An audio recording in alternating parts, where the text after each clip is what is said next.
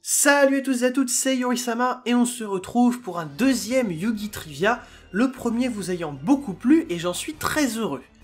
Aujourd'hui on va se pencher sur l'archétype Atignister, et j'annonce tout de suite une alerte spoilers pour Yu-Gi-Oh! Vrains, puisqu'il vient de la fin de la série, et ne serait-ce que vous dire qui le joue, c'est un sacré spoil en soi, donc vous êtes prévenus.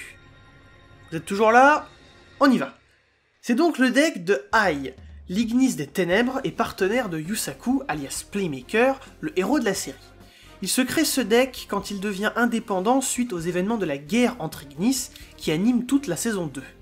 Ainsi, ce deck représente ses sentiments envers ses frères et sœurs disparus, les Ignis des 5 autres attributs principaux. Cela se retrouve dans la composition de son deck, basé sur les 6 attributs, et qui renferme au minimum un petit monstre pour chaque attribut, ainsi qu'un boss monster à 2300 d'attaque pour chaque. Contrairement aux antagonistes des autres saisons, Ai vient après que les autres méthodes d'invocation sont maîtrisées par les héros, et on sent ainsi leur influence sur lui, dans le fait que son deck les utilise également. D'ailleurs, il utilise aussi la magie de lien Judgment Arrows unique à l'animé, et donc représente bien son statut de boss final en ce qu'il combine toutes les techniques majeures utilisées tout au long de la série. Mais passons au monstre avec tout d'abord Doyon Atignister. Son nom renvoie à un sentiment de dépression, logique puisqu'il correspond à Ai après la perte de ses amis. Son monstre attitré est le Templier des Ténèbres, le monstre pivot de tout le deck et donc Ace Monster de Ai. Il partage ainsi des effets axés sur la résurrection, là encore c'est très symbolique. Ce dernier a d'ailleurs également une forme plus jeune sous la forme de Dark White, uniquement dans l'animé à ce jour. Et d'ailleurs j'en profite pour préciser, je vous ai réalisé des proxys de toutes les cartes qui n'existent pas encore en français, soit parce qu'elles sont pas encore sorties de notre côté, soit parce qu'elles n'existent tout simplement pas encore IRL. Mais pour revenir sur le Templier, vous verrez sans doute une ressemblance avec le décodeur bavard, et pour cause, il en est un miroir direct puisque c'est un des monstres principaux de Yusaku. D'ailleurs en VO, il s'appelle Dark Knight. Non, pas celui-là. Mais le passage à Dark Templar en anglais fait qu'il a les mêmes initiales que Decode Talker, ce qui est probablement voulu d'ailleurs. Et au passage, dans l'animé, il possédait un effet qui l'empêchait d'être détruit au combat par un monstre avec la même attaque, ce qui lui a permis de vaincre Decode à un moment. C'était aussi pour fonctionner avec la carte Attaque Taille, qui a gagné un effet dans le vrai jeu afin de fonctionner avec tout l'archétype, et pas seulement lui. Ensuite, nous avons Achichi, l'Ignister du feu, et dont le nom est dérivé d'une expression qu'on a tendance à dire quand on se brûle. Il représente Flame, et son équivalent lien, le Phénix du feu, a non seulement des effets très appropriés pour un phénix, capable de renaître de ses cendres, mais est également une référence à l'archétype du partenaire de l'Ignis du feu. En effet, Takeru alias Soulburner joue Salamangrande, et son monstre ultime est le Phénix Pyro, justement. Là encore, et ça va devenir une tendance, Achichi a un effet qui marche en tandem avec son homologue de l'extra deck. Aussi, le Templier et le Phénix sont le seul à partager leur type de carte, lien, et c'est peut-être une référence au fait que ce sont les deux Ignis principaux du côté des gentils, Aqua les ayant rejoints bien plus tard. Et en parlant d'elle justement, Hiyari est un mot désignant un frisson, et son homologue est le Léviathan d'eau, un monstre rituel. Son effet y est lié plus que jamais, puisqu'il permet directement de mettre en place son invocation.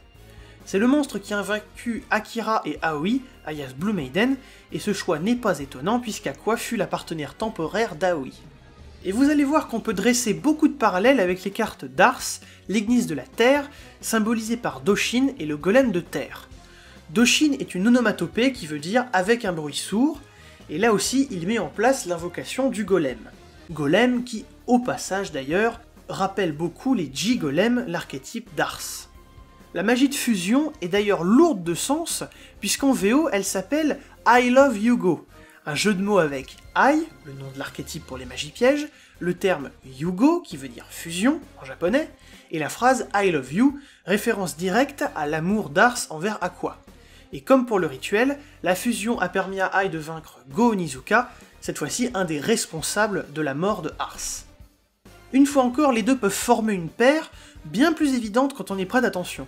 Leurs effets sont diamétralement opposés, le Léviathan divisant l'attaque adverse par 2, tandis que le Golem double sa propre attaque. Ce dernier porte d'ailleurs un cœur, référence au cœur de cristal, qui est joué par les deux personnages dans leur archétype respectif. Et à ce stade, je pense pas avoir besoin de vous préciser pourquoi il est pertinent d'avoir regroupé ces deux Ignis ensemble du coup. Passons à la dernière paire, avec tout d'abord le vent, Bululu ainsi que le Pégase du vent.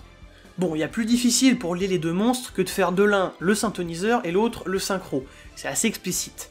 Bululu est dévié de Bulu qui veut dire grelottant, et bien entendu une représentation de Windy, l'Ignis du vent, qui fait équipe avec le sixième et dernier Ignis principal, Lightning, l'Ignis de la lumière. Ces monstres sont Picari et le dragon de lumière. Au passage, il est assez étonnant que le dragon soit la cover card de l'assaut de l'ignition, quand on sait qu'il n'est pas traité différemment des autres boss monsters dans la série, à l'exception bien évidemment du Templier, qui est à juste titre l'Ace Monster de High, et qui aurait logiquement dû être la cover card, puisque l'archétype c'est quand même la star de ce pack-là. Mais enfin, pour revenir sur Picari, son nom est un jeu de mots entre Pika, une étincelle, et Hikari, le japonais pour lumière. Dans l'animé, son unique effet est d'ajouter Ignister Island, la magie de terrain, et ça pourrait éventuellement être une référence au fait que Lightning a dû superviser la construction du monde Cybers, étant le chef des Ignis à cette époque. D'ailleurs, si vous regardez bien sur l'artwork de Island, vous pourrez apercevoir une petite statue d'Ai sur l'île. Voilà, c'est rigolo. Mais sinon, comme vous pouvez le lire, Picari a bien été buffé dans sa version IRL, et avec en prime un effet aidant directement à l'invocation Xyz du dragon. Une fois encore, ces deux-là font la paire, étant les deux des 6 Ignis originaux à être des antagonistes. Les effets des boss monsters sont d'ailleurs très similaires, et plus orientés sur la destruction. Chose amusante également, ils ont tous les deux changé d'artwork entre l'animé et le jeu, mais ça se voit surtout avec le dragon. Alors ceci dit, nous n'avons toujours pas terminé avec les monstres, puisqu'il existe également Donyoribo, une référence évidente à Kuribo, et Doyon, même si en soi le mot Donyori veut dire sombre.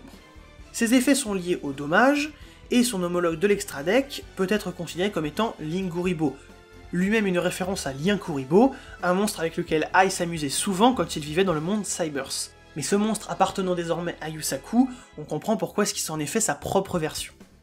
Mais niveau main deck, il nous reste également Gachiri et Gussari, l'épée et le bouclier. Gachiri est une onomatopée représentant la solidité, et Gussari désigne un objet qui perce profondément. Ils sont pas spécifiquement des références à quelque chose d'autre, même si le choix de l'attribut terre pour eux me fait penser que c'est peut-être une vague référence à Haru et Bowman, également des Ignis mais plus évolués, dont l'archétype High Drive est à la base terre. Alors ceci dit, la symbolique de l'épée et du bouclier est difficilement reliable à ce que je viens de dire, mais bien plus à leurs effets, donc j'extrapole peut-être. Et maintenant, la combinaison ultime des Atiignister, le premier est pour l'instant unique Link 6, The Arrival Cybers. On pourrait traduire ça de bien des manières, donc en attendant je vous en affiche une version. Alors ceci dit, j'ai pas grand chose à dire dessus, à part que il symbolise l'union des Ignis, c'est censé être le monstre Cybers ultime, et il a, en conséquence, été invoqué avec les 6 boss monsters dans la série. Pour terminer, passons vite fait en revue quelques cartes AI ou AI en TCG. Leur nom est à chaque fois un jeu de mots avec le son AI, en particulier en japonais, l'anglais n'ayant pas toujours pu adapter le jeu de mots. Bon, Island par exemple, ça marche avec les deux langues, mais pour la fusion de tout à l'heure, c'était pas le cas. Les plus notables sont Ayuchi, ou Attaque Taille en français. Le truc c'est que les jeux de mots n'ont pas été tous adaptés en français, donc je vais devoir principalement faire avec l'anglais. Tai Strike donc est une adaptation astucieuse de Ayuchi, qui désigne une égalité, et en anglais Tai veut également dire ça. Idle Reborn, ou Idling Born en japonais, fait référence au repos, qui peut également qualifier un processeur qui n'est pas utilisé par un programme.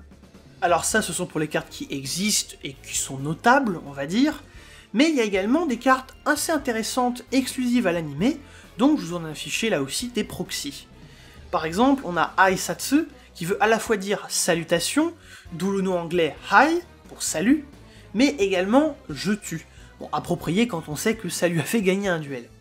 Dans le même duel, on a également eu Hisatsu no Mai, qui fait référence aux arts martiaux japonais, et plus précisément à Mai, qui désigne l'espace entre deux adversaires.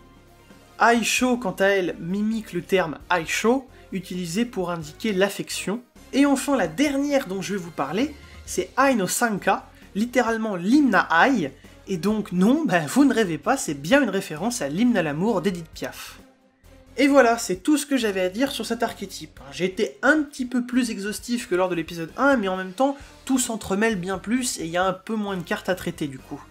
J'espère que vous avez apprécié cet épisode, et je vous confirme que le 3e épisode est déjà planifié, et sera sur un thème que vous m'avez pas mal réclamé, au vu du thème de la première vidéo. Donc, guettez-le. Et en attendant, je vous donne rendez-vous pour de prochaines vidéos.